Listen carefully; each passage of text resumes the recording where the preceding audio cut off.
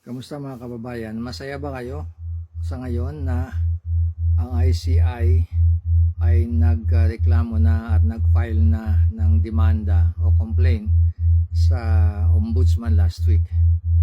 Maganda sana yung step na yon na ang tagal nating inintay yung resulta ng investigasyon ng ICI at sa wakas nagkaroon din ng resulta. Ano ang resulta?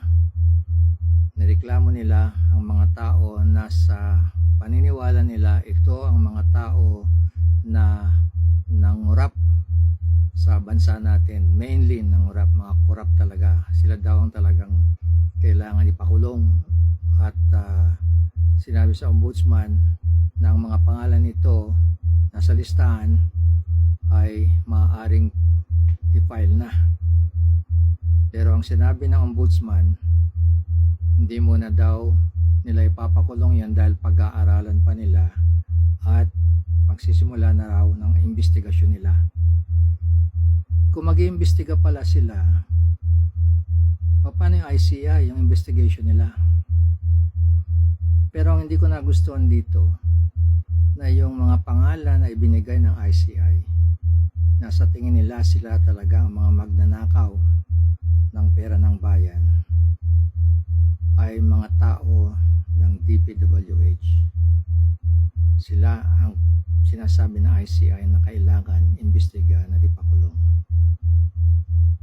Kung titignan natin, noong July 28, nung salita ang ating Pangulo, si Ferdinand Marcos Jr., na sumigaw siya sa Senate at sa buong Pilipinas at sa mga Pilipino buong mundo na sumigaw siya na mahiya naman kayo.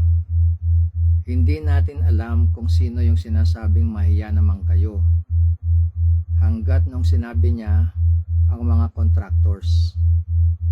Okay, contractors ang mga sinabi niya na nirereklamo niya na may kasalanan sa corruption dito sa Pilipinas. Tapos ngayon, nagtayo ang ating presidente ng ICI. Yun daw ang final investigation na gagawin tungkol dito sa flood control program at sila magde-determine kung sino ang dapat ireklamo. Sino ang mga nireklamo nila ngayon? Ang mga DPWH. Kung isipin ninyo, kung ang nirereklamo ng ating presidente ay mga contractors, bakit ang ICI ngayon nirereklamo ang mga taga-DPWH? Medyo tumataas, parang nalilihis. Ang reklamo ng ating Pangulo ay imbestigahan ang mga contractors. Pero sa resulta ng ICI ngayon, ang kailangan na i-demanda at maaaring ipakulong muna yung mga DPWH. Isipin natin, sino ba itong mga official ng DPWH? Lahat sila ay under the office of the President. Ibig sabihin, trabahador po yan ng ating Pangulo. Kaya nakalagay Department of Public Works and Housing under the office of the President.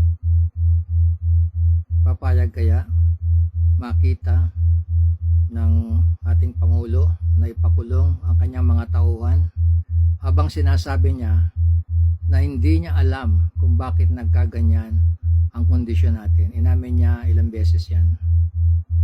Pero sa investigasyon ng Congress or Senado, may mga witnesses sa mga contractors na lahat sila sinasabi, tinuturo ay mga tauhan ng Kongreso at Senado pa.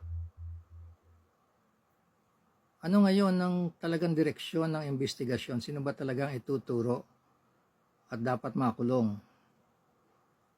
Ang ICI, pinapakulong ang mga tauhan ng Pangulo, Presidente. Pero ang Presidente, gusto niyang ipakulong ang mga contractors. Pero ang Congress, tsaka Senate sa investigasyon nila, saan ba sila talaga nakatutok?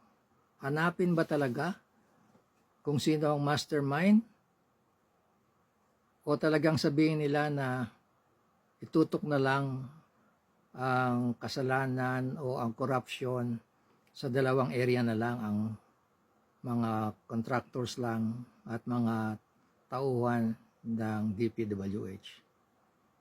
Pero tayong mga Pilipino dito sa abroad, alam na natin Alam na natin kung sino talaga ang dapat ikulong. Ilan na ang mga nagsabi sa hearing ng Senate. Mismo sila nagsabi, asaan na yung mga congressman, 17 yatang congressman yan, nasa na yung mga senador na sinasabi nila na nagdagdag, mga naglagay na insertions. Mga naglagay talaga ng paraan para makagawa sila ng pera.